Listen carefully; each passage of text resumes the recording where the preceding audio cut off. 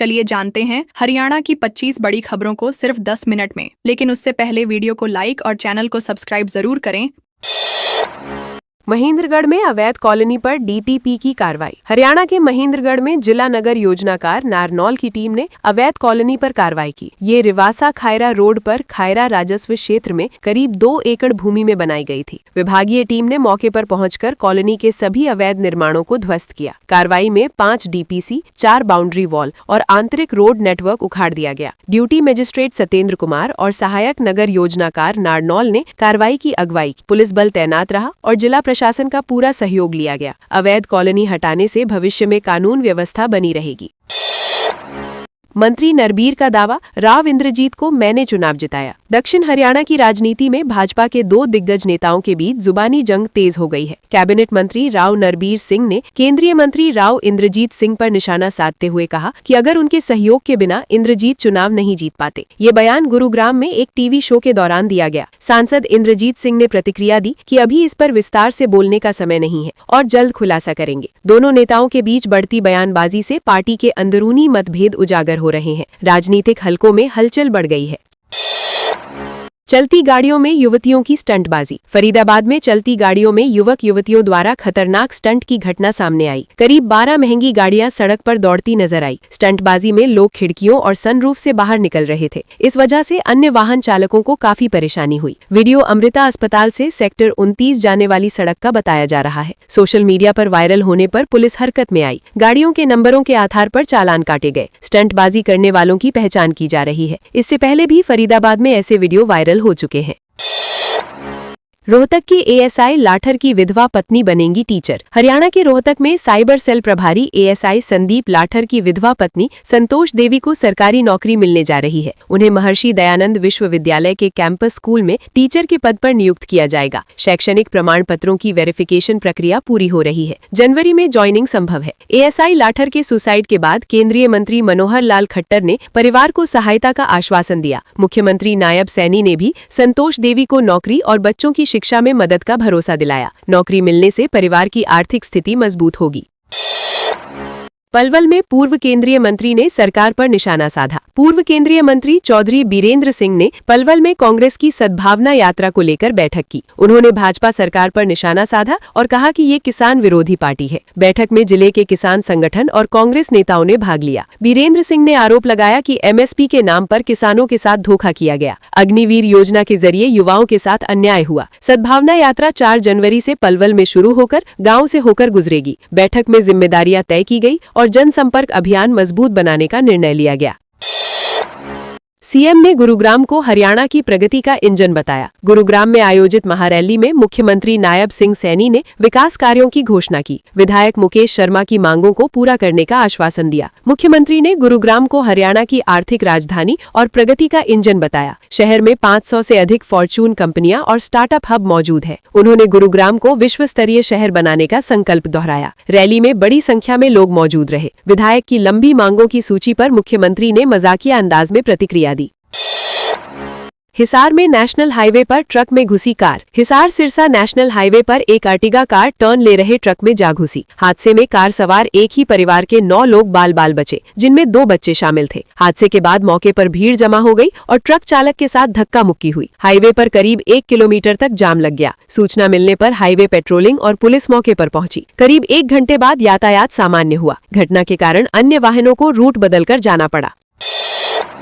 UAE में बैठे बाहुबली राव इंद्रजीत पर ईडी का शिकंजा। राव इंद्रजीत यादव के खिलाफ ईडी ने दिल्ली, गुरुग्राम और रोहतक में 10 से अधिक ठिकानों पर छापेमारी की। कार्रवाई में 5 लग्जरी कारें, 17 लाख रुपए नकद और अन्य सामान जब्त किए गए। राव इंद्रजीत का नाम कई आपराधिक मामलों में सामने आया है। फिलहाल वो यूएई में है और वहीं से नेटवर्क चला रहे हैं। यादव ने सभी आरोपों को खारिज किया और कहा कि उनके यहां से ईडी को कोई बड़ी बरामदगी नहीं हुई। उन्होंने दावा किया कि पुलिस और प्रशासन कुछ अधिकारियों द्वारा उनके खिलाफ साजिश रच रहे हैं।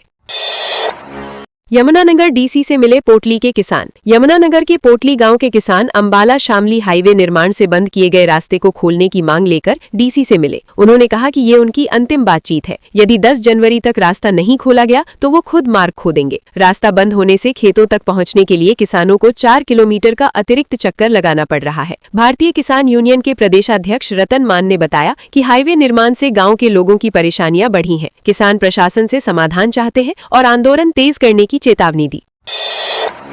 रोहतक में गौकर्ण चौकी दोबारा खोलने की मांग। रोहतक में भाजपा कार्यकर्ता सन्नी लडवाल ने 2023 में बंद हुई गौकर्ण चौकी को पुनः खोलने की मांग मुख्यमंत्री नायब सैनी और डीएसपी से की। चौकी के बंद होने के बाद क्षेत्र में नशा और अपराध बढ़ गया है। वार्ड 4 में झगड़े और लड़ाई की घटनाओं में वृद्धि हुई। लडवाल ने कहा कि चौकी का संचालन न होने से नशे का व्यापार भी फल फूल रहा है। स्थानीय पुलिस और प्रशासन से आग्रह किया गया कि अपराध नियंत्रण और सुरक्षा के लिए चौकी को तत्काल पुनः सक्रिय किया जाए। कार्यकर्ता का कहना है कि इससे क्षेत्र में कानून व्यवस्था मजबूत होगी। लोहारू के देवीलाल चौक पर निर्माण कार्य शुरू। भिवानी जिले के लोहारू में देवीलाल चौक पर सड़क निर्माण कार्य शुरू हो गया है। ये चौक शहर के बीचों बीच और नेशनल हाईवे पर स्थित है। लंबे समय से टूटी सड़क के कारण नागरिकों और वाहन चालकों को परेशानी हो रही थी। स्थानीय प्रशासन, अधिकारियों और सामाजिक संगठनों की लगातार शिकायतों के बाद सड़क निर्माण कार्य प्रारंभ हुआ। संगठन प्रयास ने पहले अस्थायी मरम्मत भी कराई थी। सड़क बनने से यात्रियों और दुकानदारों को सुविधा मिलेगी। देवीलाल चौक रोज हजारों वाहनों के गुजरने का प्रमुख मार्ग है। सड़क निर्माण से लंबी अवधि में स्थायी समाधान मिलेगा। हरियाणा से गुजरने वाली 52 जोड़ी ट्रेनों में डिब्बे बढ़े। उत्तर पश्चिम रेलवे ने नए साल पर हरियाणा से गुजरने वाली 52 मुख्य ट्रेनों में यात्रियों की सुविधा के लिए 135 अतिरिक्त डिब्बे जोड़ने का निर्णय लिया। इसमें स्लीपर, जनरल, एसी और चेयर कार श्रेणी शामिल है। अस्थायी बढ़ोतरी जनवरी 2026 तक प्रभावी रहेगी। प्रमुख ट्रेनें जिनमें डिब्बे बढ़ाए गए हैं उनमें रेवाड़ी फुलेरा, हिसार जयपुर, अंबाला गंगानगर, दिल्ली उदयपुर, अजमेर अमृतसर और जोधपुर वाराणसी शामिल हैं। NWR के मुख्य जनसंपर्क प्रधानी शशि किरण ने बताया कि ये कदम लंबी वेटिंग से राहत देने और यात्रियों की सुविधा सुनिश्चित करने के लिए किया गया है। चंडीगढ़ में बाइक सवार ने दूसरी बाइक को टक्कर मारी। चंडीगढ़ के मलोया में देर रात तेज रफ्तार बाइक सवार ने दूसरी बाइक को टक्कर मारी। हादसे में दूसरी बाइक पर सवार अभिषेक और सोनू घायल हो गए। दोनों को सेक्टर 16 अस्पताल में भर्ती कराया गया। हादसे के कारण सड़क पर लंबा जाम लगा, जिससे आम लोगों को भारी परेशानी हुई। मौके पर पुलिस की PCR ने यातायात को सुचारू किया। प्रत्यक्षवर्तियों के अनुसार एम्बुलेंस घायलों को अस्पताल ले जाने से पहले ही मौके पर नहीं पहुंची। इस घटना ने स्थानीय लोगों में सुरक्षा और सड़क नियमों के पालन की चिंता बढ़ा दी। नारनौल में पेपर देने गई 21 वर्षीय लड़की लापता। महेंद्रगढ़ जिले के नारनौल में महिला कॉलेज की 21 वर्षीय BA फाइनल छात्रा परीक्षा देने के बाद लापता हो गई। लड़की की मौसी को दोपहर 1:45 पर एक अज्ञात कॉल आया। कॉल करने वाले ने खुद को विशाल बताया और कहा कि उसने लड़की को अपने साथ भगा लिया है। परिजन ने शिकायत पुलिस में दर्ज कराई और जांच शुरू हुई। थाना निजामपुर पुलिस मामले की तफ्तीश कर रही है। फिलहाल लड़की का मोबाइल उसके पास है। परिवार और पुलिस उसके सुरक्षित लौटने के लिए प्रयासरत है। सिरसा में हेरोइन के साथ तस्कर पकड़ा। सिरसा जिले में पूर्व सांसद की कोठी के पास पुलिस ने हेरोइन तस्कर को पकड़ा। रोड़ी का रहने वाला प्रीतपाल सिंह उर्फ दीप नशा बेचने की फिराक में था। पुलिस ने गाड़ी रोककर पूछताछ की और तस्कर से हेरोइन बरामद की। युवक अपने सप्लायर से हेरोइन लाया था। पूर्व सांसद की कोठी के पास गश्त कर रही पुलिस ने युवक को शक के आधार पर पकड़ा। पुलिस ने सरकारी वाहन और टीम के साथ कार्रवाई की। आरोपी के खिलाफ कानूनी कार्रवाई शुरू कर दी गई है। केंद्रीय मंत्री इंद्रजीत बोले, माइनिंग पर यूं ही हो रहा बवाल। रेवाड़ी में केंद्रीय मंत्री राव इंद्रजीत सिंह ने कहा कि अरावली क्षेत्र में माइनिंग लगभग 0.19% पर ही हो रही है। उन्होंने कहा कि सुप्रीम कोर्ट के आदेश के अनुसार भूमि का कमर्शियल उपयोग नहीं होना चाहिए। नई गाइडलाइन के बावजूद कॉलोनियों के निर्माण से अरावली को नुकसान पहुंच सकता है। मंत्री ने सरकार से अरावली क्षेत्र और दिल्ली आसपास के क्षेत्रों में भविष्य में भूमि उपयोग की रोक लगाने की अपील की। उन्होंने कहा कि यदि नियमों का उल्लंघन हुआ तो अरावली क्षेत्र को बड़ा नुकसान होगा और ये पर्यावरणीय संतुलन के लिए चिंता का विषय है। हरियाणा के हर जिले में बनेगा sports centre of excellence. Haryana सरकार ने प्रदेश के खिलाड़ियों को निखारने के लिए हर जिले में स्पोर्ट्स एक्सीलेंस सेंटर खोलने की योजना बनाई है। PM श्री और मॉडल स्कूलों को मॉडर्न खेल सुविधाओं से लैस किया जाएगा। कुश्ती, बॉक्सिंग, बैडमिंटन, क्रिकेट और हॉकी के एक्सीलेंस सेंटर बनाए जाएंगे। 15 जिलों में मल्टीपर्पज हॉल बनाए जाएंगे, जिनमें badminton, table tennis, wrestling, boxing और कबड्डी की ट्रेनिंग दी जाएगी। ये योजना खिलाड़ियों को मौसम की बाधा के बिना प्रशिक्षण देने और उनकी प्रतिभा को बढ़ाने के उद्देश्य से शुरू की जा रही है।